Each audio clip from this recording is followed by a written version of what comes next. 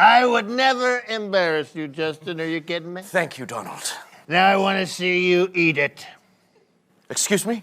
The hamburger. The president of all burgers, I'm gonna make you eat it like a dog with no hands.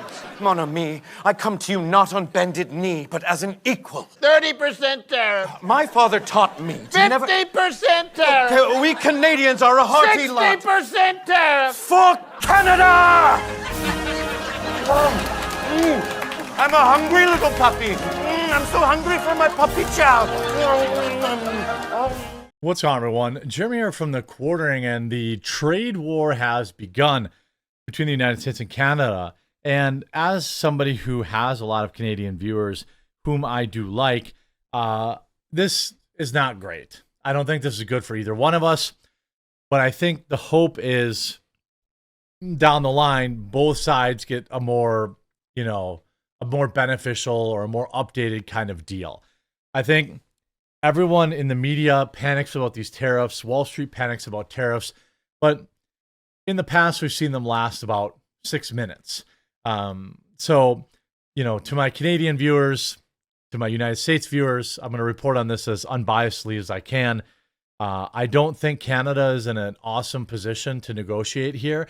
So I'm hoping that they just, figure something out really quick, as we saw the last time. Trump just wanted Canada to do more for the border, and then they did it, and then more tariffs came, which seemed odd to me, but now we know a little bit more about that. So Trudeau, that's the counterpunch. So let's go to the punch first. Trump has put tariffs on Canada and Mexico. New York Post fear mongering says, cars could surge up to $12,000, but that's, first of all, the word could is carrying a lot of weight there. American companies who are in Mexico could just as easily come back to the United States. If their cars are 12 grand more than their competition, then their competition who chooses to be here in America, hiring Americans to build the car to sell to Americans, will eat up their market share. I just think that most people either willingly misrepresent these tariffs as anything but a negotiating tool, and the media just reports them as this crazy punitive thing that Orange Man's doing. That's not what this is about. This is about America telling American companies to bring their jobs back to America in terms of Mexico, or telling Mexico that they need to protect their own border, which everybody agrees they should do. These are tools. The tariff is a tool. I don't think Trump intends to try and cripple Canada's economy or Mexico's economy, but this is just one of the tools at his disposal. New car prices could surge $12,000 after Trump's tariffs on Canada and Mexico. The president's 25% tariffs on neighboring countries would send the cost to build crossover utility vehicle up at least $4,000, according to a new study from Anderson Economic Group. Well, you know what, though? They could build it in America.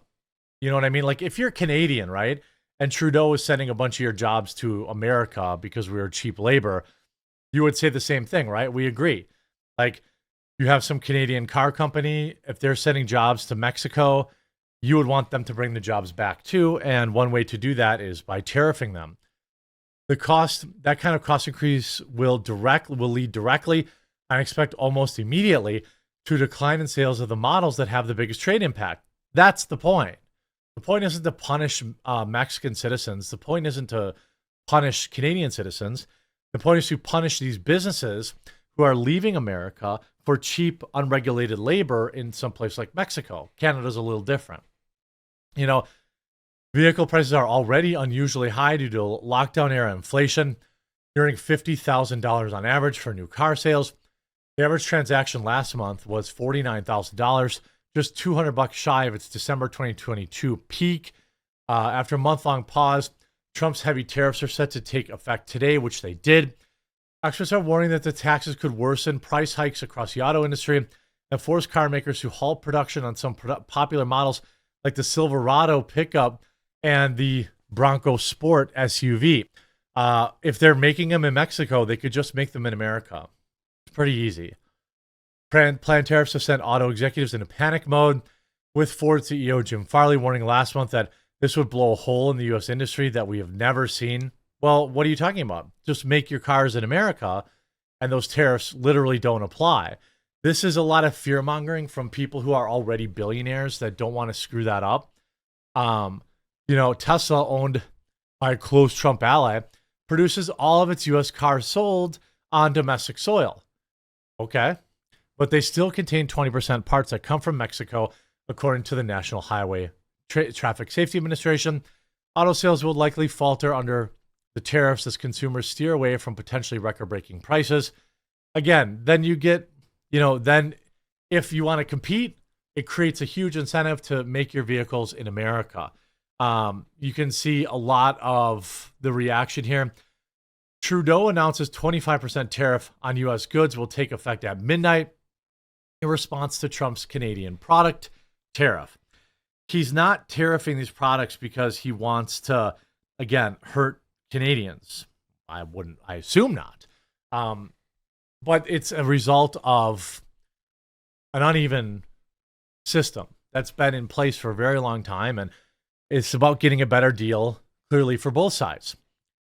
Here is why some of the issues are. Here's where some of the issues are. Canada, this person says, Canada, serious trouble. Secure the Canadian border. Potential 25% tariffs. 51st state jokes. So Canadians are mad at Trump, but not Trudeau. Wake up, Canada. Some of the taxes that Trudeau has put on the Canadian people, as my viewers know: carbon tax, personal income tax, corporate tax, goods and services tax, federal tax and levies on excise taxes, fuel excise, alcohol excise, tobacco, cannabis, excise duties on other alcohol and cannabis, custom duties, air traveler security charge, luxury tax, provincial territorial taxes, capital gains tax, land transfer tax, media tax, regulation tax, CPP tax, business tax. It goes on and on. By the way, America's not much better in terms of, everybody, getting taxed into oblivion. You see, this is great news. The current tariffs are way higher. Dropping them to 25% will be fantastic. More importantly, you just need to look. You need to look at the trade disparity. I don't like this pitting Americans against Canadians. I don't have any problems with Canadians, but there's some, I like Canadians. But obviously you look at stuff like this. U.S. exports to Canada represent 1.7% of the U.S. GDP, which is $25.5 trillion, is not nothing. Well, Canada's exports to the U.S. are nearly 21% of its GDP. That's probably not going to end well. If you look at some more of these actual numbers, 63% of Canada's imports come from the United States, which is only 18% of the U.S. exports. 77% of Canada's exports are to the U.S., which is only 14% of U.S. imports. So unless reading this wrong, these tariffs will hurt Canada significantly more. Everybody has a little bit of numbers differently, but ultimately, this is Trump leveraging a disparity. As if your own country didn't already hate you, good luck. Canada imports 77% of their goods from the United States. The U.S. imports 18% of their goods from Canada. I think we know how this is going to end. It's 4-1. Tonight, I am announcing Canada will be responding to the U.S. trade action with 25% tariffs against $155 billion worth of American goods. That's fine. This will include immediate tariffs on $30 billion worth of goods as of Tuesday, followed by further tariffs on $125 billion worth of American products in 21 days' time to allow Canadian companies and supply chains to seek to find alternatives. Ce soir, j'annonce... I don't care about your French. I hope that this doesn't last long. People know that Canada just isn't in a great position here.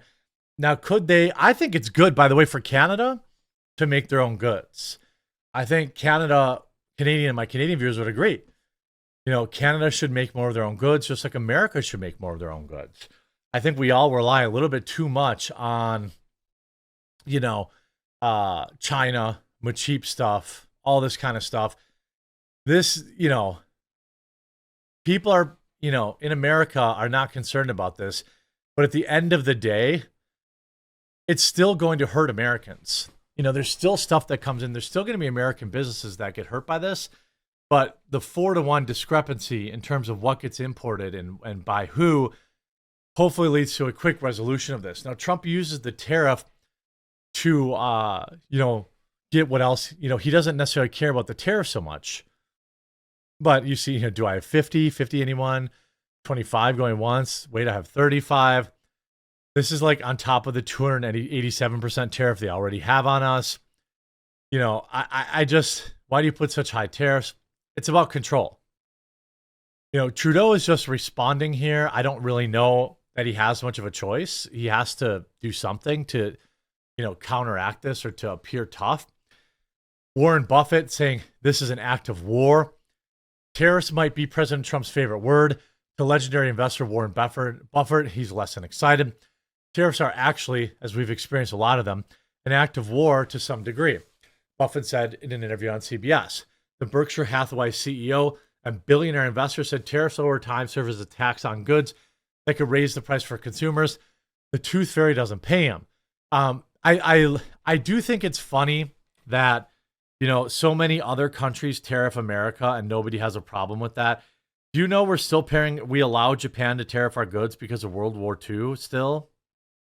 Or that, not World War II, but I think it was right around that time. Let me see if it's still Japan tariff World War II.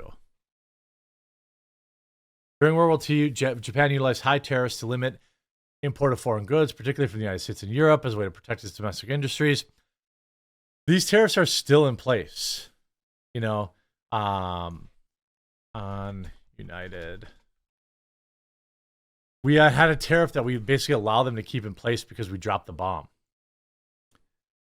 Japan's average tariff rate on U.S. imports is 3.2%, while the U.S. levies around 1.4% on items from Japan. Why isn't that even? All Trump is saying is like, yo, you're taxing us at 3.2%. We're only taxing yours 1.4%. Either lower ours to 1.4%, or we're going to raise yours to 3.2%. And what's going to happen is this is going to level out across the board. Trudeau counters Trump's unjustified tariffs. Let's go to the comments. Let's see. Drugs are still pouring into our country from Mexico and Canada at a very high and unacceptable levels. A large percentage of these drugs, much of them in the form of fentanyl, are made in and supplied by China. More than 100,000 people died last year due to the distribution of these dangerous and highly addictive poisons. These tariffs are all about stopping the drugs. This was the original 10% tariff. The 25% tariff is about getting some action. If Trudeau had any stones, he'd flip the switch and cut off hydro to the U.S. today and turn off the oil taps. I mean, we'd be fine. That's the thing. Easy for Canada. Ban X in Canada. Add 100% tariffs on Tesla and boycott American products and holidays to America. By the way, free speech was available on X before MAGAs got upset. Restricting disinformation. What? A lot of upset people here. Trump's a disgrace to the United States. We're leaving our friends behind and joining the axis of evil. Most people don't understand anything about tariffs. These are tools. I don't suspect they will be in place longer than a few days. They're negotiating tools, but if they are in place a long time, people are going to get hit, and that part definitely sucks. So, hey, to my Canadian viewers, my U.S. viewers, I'm hoping that this can be resolved very quickly. Trump can get his border security. We can get these tariffs back down, by the way, on both sides. And we can get back to focusing on the real enemy